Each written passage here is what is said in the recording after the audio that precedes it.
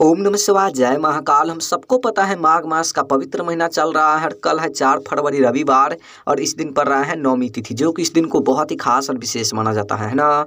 देखिए यदि आपके घर में धन संपदा की बहुत कमी है, व्यापार में उन्नति नहीं हो रही है, नौकरी नहीं लग रहे हैं, या आपके मन में कोई भी मनोकामना है, कोई भी इच्छा है जो कि काफ़ी दिनों से अधूरी है, पूरी नहीं हो पा रहे हैं, तो ये वीडियो आपके लिए है। पूज्य गुरुदेव की कथा ये सुनकर बहुत अच्छे से बताऊंगा। बस आपको चंदन की 7 बिंदी इस तरह से लगाना होगा, आपका जो भी मनोकामना होगी, जो भी इच्छा होगी, पूरी जरूर होगी, है ना। तो चलिए समझते हैं उपाय को कैसे करना है। लेकिन उपाय को बताने से पहले वीडियो को लाइक कर दीजिए।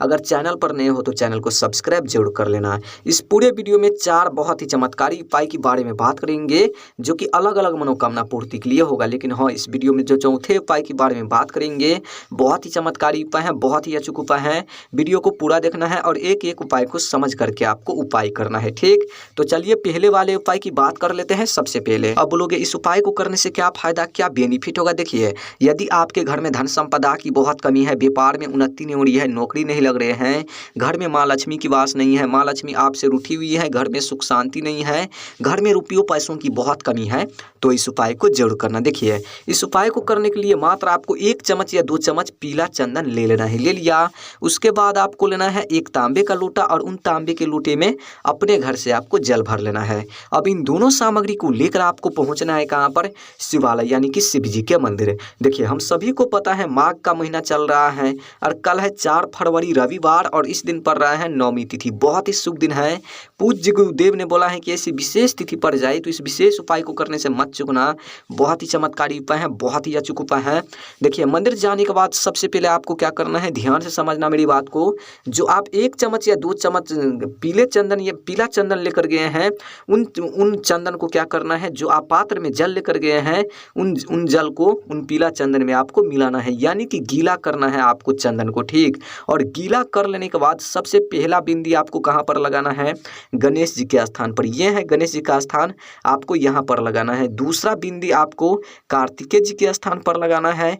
तीसरा बिंदी आपको माता अशोक सुंदरी जी के स्थान पर लगाना है और चौथा बिंदी जलाधारी के अंत में लगाना है, जैसा कि आप सबको स्क्रीन पर दिख रहा है, यहाँ पर आपको लगाना है। और 5वां बिंदी माता पार्वती जी के स्थान पर लगाना है और 6ठा बिंदी आपको शिवलिंग के पीछे साइड में, यानी कि कुछ इस तरीके से यहाँ इस तरह से यहाँ पर आपको लगाना है। 6 बिंदी का आप निर्माण कर चुके हैं पीले चंदन से शिवलिंग पर। अब आपको 1 बिंदी का निर्माण करना है। अब बोलोगे भाई 1 बिंदी का निर्माण कहाँ पर करेंगे।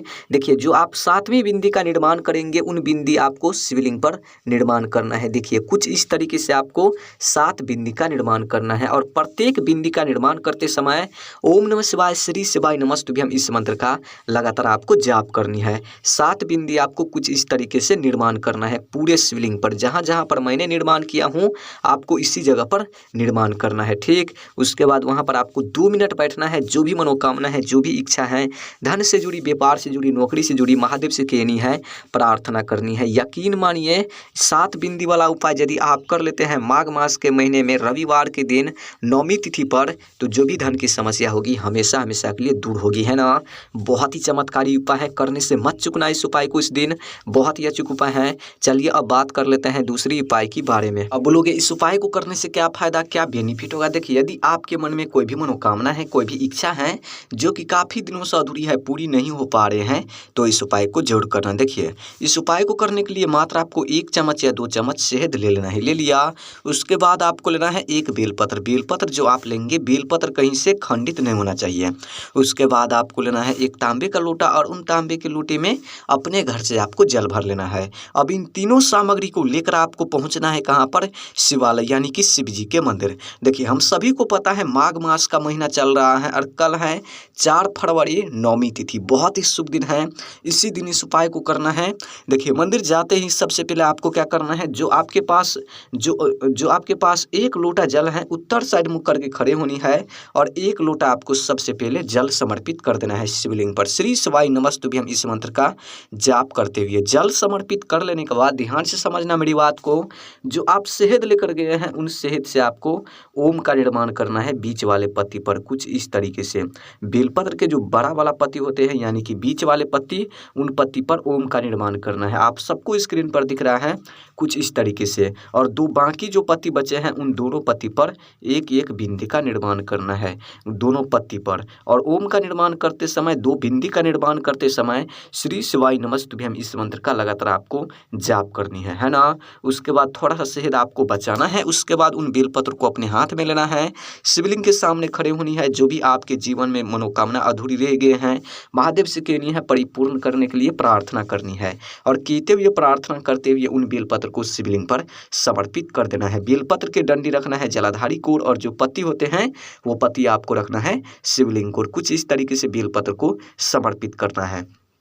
बेलपत्र को समर्पित कर लेने के बाद जो आप थोड़ा सा शहद बचाए हैं, उन शहद से आपको 7 बिंदी का निर्माण करना है। अब बोलोगे भाई 7 बिंदी का निर्माण कहाँ पर करेंगे? देखिए, शिवलिंग से लेकर जलाधारी के अंत तक में आपको 7 बिंदी का निर्माण करना है। कुछ इस तरीके से, जैसा कि आप सबको दिख रहा है, कुछ इस तरीके से 7 बिंदी का निर्माण करना है। और प्रत्येक बिंदी का निर्माण करते समय श्री शिवाय नमस्तुभ्यम इस मंत्र का जाप करनी है।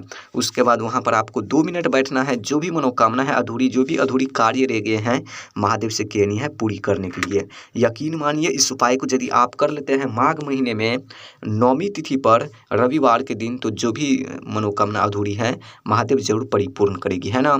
चलिए अब बात कर लेते हैं तीसरी उपाय की। अब बोलोगे इस उपाय को करने से क्या फायदा? देखिए, यदि आपके जीवन में रोग हैं, कष्ट से परेशान है, बीमारी से परेशान है, संकटे से परेशान है, बीमारी दूर होने का नाम नहीं ले रहा है, तो इस उपाय को जरूर करना। देखिए, इस उपाय को करने के लिए एक बेलपत्र लेना है। जो आप बेलपत्र लेंगे, बेलपत्र कहीं से खंडित नहीं होना चाहिए, इस बात को ध्यान रखना।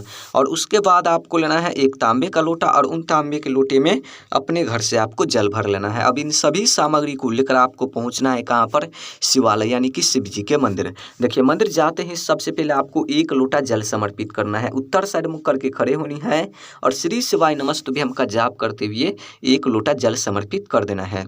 उसके बाद आपको क्या करना है? जो आप बेलपत्र लेकर गए हैं, बेलपत्र को अपने हाथ में लेना है, शिवलिंग के सामने खड़े होनी है और कुंदकेश्वर महादेव इस मंत्र का जाप करते हुए उन बेलपत्र को शिवलिंग पर समर्पित कर देना है। बेलपत्र के डंडी रखना है जलाधारी कोर, और जो पत्ती होते हैं वो पत्ती आपको रखना है शिवलिंग कोर। इतना चीज कर लेने के बाद शिवलिंग के सामने आपको 2 मिनट बैठना है। जो भी आपके जीवन में बीमारी है, कष्ट है, रोग से परेशान है, महादेव से कहनी है, दूर करने के लिए प्रार्थना करनी है। और 2 मिनट बैठ करके, और इतना चीज कर लेने के बाद वापस से उन बेलपत्र को शिवलिंग पर से उठाना है और लेकर आपको जाना है उन बेलपत्र को घर जाकर जो व्यक्ति बीमार है उन व्यक्ति को खिलाना है। अगर आप हैं बीमार तो आपको खाना है। यकीन मानिए, इस उपाय को यदि आप कर लेते हैं तो जो भी बीमारी होगी हमेशा हमेशा के लिए दूर होगी, है ना। चलिए अब बात कर लेते हैं चौथे उपाय के बारे में। अब बोलोगे इस उपाय को करने से क्या फायदा, क्या बेनिफिट होगा? देखिए, यदि आपके घर में धन की बहुत कमी है, व्यापार में उन्नति नहीं हो रही है, धन में वृद्धि नहीं हो रही है, रुपयों पैसों की बहुत कमी है, कर्ज से आप परेशान हैं, कर्ज को आप चुका नहीं पा रहे हैं, कार्य में रुकावटें आ रहे हैं, कलेश रहते हैं आपके घर में, माँ लक्ष्मी की वास नहीं है, माँ लक्ष्मी आपसे रूठी हुई हैं, तो इस उपाय को जरूर करना। देखिए, इस उपाय को करने के लिए आपको स्क्रीन पर क्या दिख रहा है? बहुत सारे चावल, लेकिन आपको लेना है 1 ठो। जो आप चावल के दाने लेंगे खंडित नहीं होना चाहिए, इस बात को ध्यान रखना। और उसके बाद आपको लेना है 1 हरे मूंग के दाने। हरे मूंग के दाने भी कहीं से खंडित नहीं होना चाहिए। और उसके बाद आपको लेना है 1 बेलपत्र। जो आप बेलपत्र लेंगे, बेलपत्र भी कहीं से खंडित नहीं होना चाहिए। और उसके बाद आपको लेना है 1 समीपत्र। यहाँ से आपको समीपत्र तोड़ना है, इसे 1 समीपत्र माना जाता है। यहाँ से आपको नहीं तोड़ना है, नहीं, यहाँ से आपको तोड़ लेना है 1 ठो। और उसके बाद आपको लेना है 1 तांबे का लोटा, और उन तांबे के लोटे में अपने घर से आपको जल भर लेना है। अब इन सभी सामग्री को लेकर आपको पहुँचना है कहाँ पर? शिवालय, यानी कि शिव जी के मंदिर। देखिए, मंदिर जाते ही सबसे पहले आपको क्या करना है? जो आपके पास 1 लोटा जल है, उत्तर साइड मुख करके खड़े होनी है, और सबसे पहले आपको थोड़ा सा जल शिवलिंग पर जल समर्पित कर देना है, और बाकी जल आपको बचाना है। देखिए, बाकी जल बचाने के बाद आपको क्या करना है? जो आप 4 सामग्री लेकर गए हैं, जो 1 बेलपत्र और 1 समीपत्र और 1 चावल का दाना और 1 हरे मूंग के दाने, उन चारों सामग्री को उन जल में आपको गिराना है। जो पात्र में आप जल बचाए हैं उन जल में 4 सामग्री आप गिराएंगे तो आपको 4 बार श्री शिवाय नमस्तुभ्यम इस मंत्र का जाप करनी है। उसके बाद उन लोटे को अपने हाथ में लेना है और ठीक शिवलिंग पर उन जल को समर्पित कर देना है। और उसके बाद वहाँ पर आपको 2 मिनट बैठना है। जो भी मनोकामना है, धन से जुड़ी, व्यापार से जुड़ी, नौकरी से जुड़ी, कर्ज से जुड़ी, कार्य से जुड़ी, महादेव से कहनी है, प्रार्थना करनी है। बस आपको इतना सा ही उपाय करना है। इस उपाय को यदि आप कर लेते करते हैं तो धन की समस्या दूर होगी, व्यापार में उन्नति होगी, घर में माँ लक्ष्मी की वास होगी, रुपयों पैसों की कभी कमी नहीं होगी, घर में कलेश कभी नहीं होगी, जो भी कार्य कभी नहीं अटकेगी, जो भी आप कार्य करिएगा वो सभी कार्य सफल होगी, है ना। बहुत ही चमत्कारी उपाय है, सभी को करना है। अगर वीडियो अच्छी लगी हो तो वीडियो को लाइक कर देना, चैनल पर नए हो चैनल को सब्सक्राइब जरूर कर देना। ओम नमः शिवाय, जय महाकाल।